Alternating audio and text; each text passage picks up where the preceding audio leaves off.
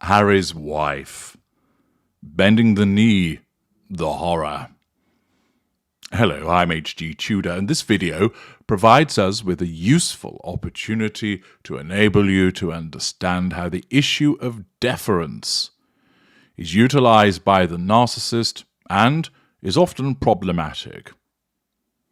An article in the Telegraph newspaper by Camilla Tominey tells us Harry's wife would not have relished bending the knee to cry-monger Catherine.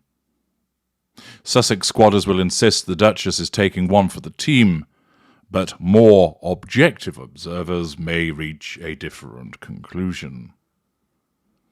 Nothing in royal land happens by accident.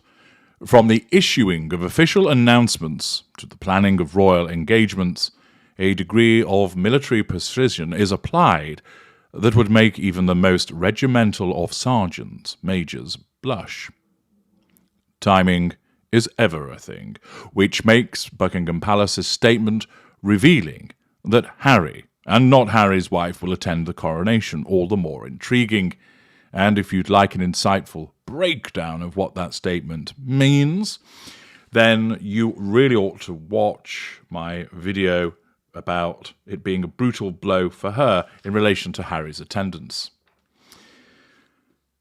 Buckingham Palace is pleased to confirm that the Duke of Sussex will attend the coronation service at Westminster Abbey on the 6th of May, read the long-awaited missive, adding to virtually no one's surprise, the Duchess of Sussex will remain in California with Prince Archie and Princess Lilibet.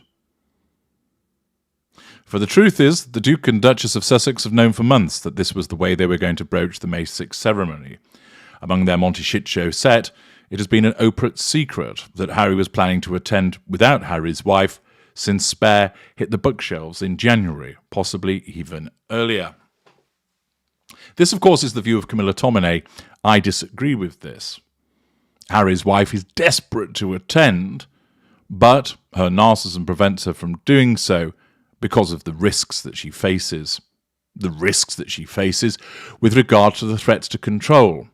Essentially, when the issue of the coronation comes upon her radar and the people that are associated with it, the royal family, the press, the British public, her narcissism tells her the public will probably boo you, the royal family will probably ignore you, the press are going to slate you. Don't go. Assert control by staying away.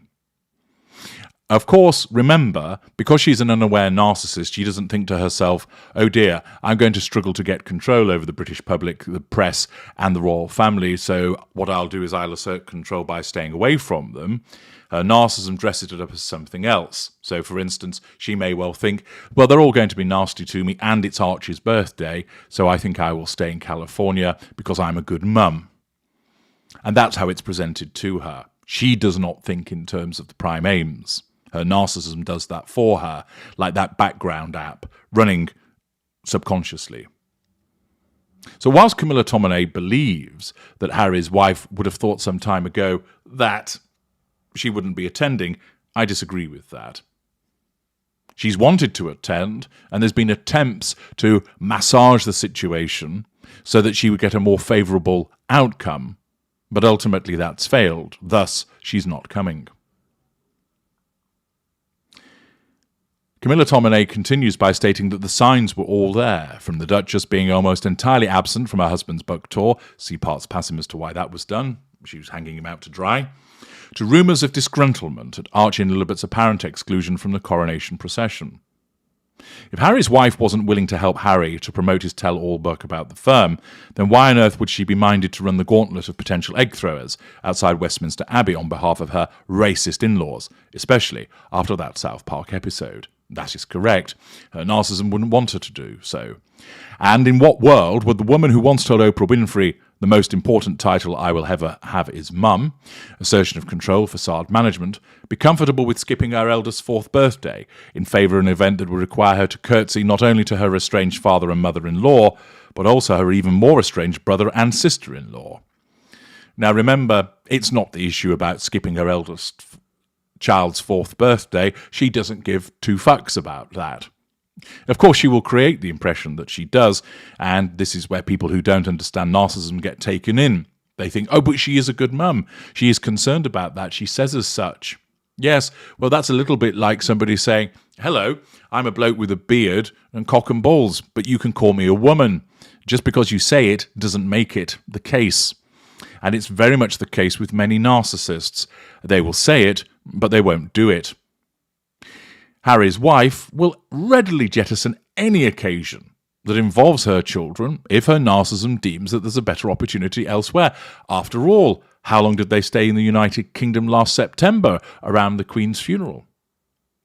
She was quite happy to jet off to Uvalde, wasn't she, on a private jet and leave them with the nanny so that she could go and preen herself and pose amongst the memorials. She cleared off on the quasi tour to New York in, I think, September 2021 or thereabouts, for the purposes of going to the United Nations and going to Ground Zero of the Twin Towers, etc., turning up as Chairman Mao visits New York and the Bouncing Berry of Harlem, etc., etc. Children weren't with her then. So don't think that Harry's wife would go, no, I'm not going to go because I need to be at my son's birthday. He doesn't matter at all to her. Children don't. They are just devices that the narcissist can use. What is, of course, a concern, as Camilla Tominey identifies, is the fact that she would have to curtsy to her estranged father and mother-in-law and her estranged brother and sister-in-law. And therein, that is a huge problem. The Duchess made very clear what she thought about curtsying to Queen Elizabeth II in the couple's Shitflix documentary, where she made an absolute tit of herself with her mock curtsy. She's unlikely to be any more enamoured with the idea of bending the knee and bowing her head to crymonger Catherine, the pregnancy hormone princess, as Tominey writes. Sussex squatters will insist she took one for the team for fear of overshadowing what Harry has described as the biggest day of his father's life, but the Sussex squatters would come out with that utter tripe. Harry's wife has no consideration for anybody else. She has no emotional empathy.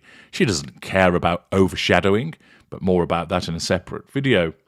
The fact is, the contemplation of having to show deference to the King and Queen, to the Prince and Princess of Wales, fills her with abject horror. She is Harry's wife, Empress of Woke, Queen of the Universe. They should be bowing and curtsying to her. She believes that she's far more important because her narcissism tells her that she's far more important. Accordingly, the contemplation that she has to show respect and deference to them offends her sense of control. Her narcissism reacts with horror. What? Me? Bow to them? No chance. Of course, were she to attend and not do it, it would cause massive damage to her facade, so her narcissism, rather than cause her to attend and go through it with gritted teeth, decides that, along with the risk of being booed and the responses of the British press, mean it really is going to be too dangerous for you to attend. Therefore, do not, and assert control by staying in that position of withdrawal. The narcissist, of course, wants you to show respect to him or her. After all, they're more important than you, and you should get down on bended knee and show your thanks, demonstrate you're not worthy. You should show due deference. And particularly where that narcissist has a hierarchical position over you, a title, status, they will regularly remind you of that fact. If they hold a superior position to you at work, you'll be told of it. Where they hold a title which convention states that you should show respect for it, you'll be obligated to do so, or you'll get a tongue lashing or social ostracization for failure to do so. Narcissists love having titles, hierarchies, and status because it's a means of triangulating you with that title, status, hierarchical position so that we can assert control over you. Often it brings with it residual benefits also. The desire to put you in your place and remind you of your place because, after all, you are just a little person is extremely tempting to the narcissist and happens time and time again. However, when the shoe is on the other foot and the narcissist is expected to respect your title, your position, that doesn't matter. In the narcissist's mind, you don't deserve it. that it's an empty title, or that you've been over-promoted, and therefore why should they show respect to you? As always, the hypocrisy of the narcissist is demonstrated, and it's a simple case that for Harry's wife, the horror of having to show deference, particularly to the nemesis, a Princess of Wales, ultimately proved too much for her. I'm H.G. Tudor. Thank you for listening.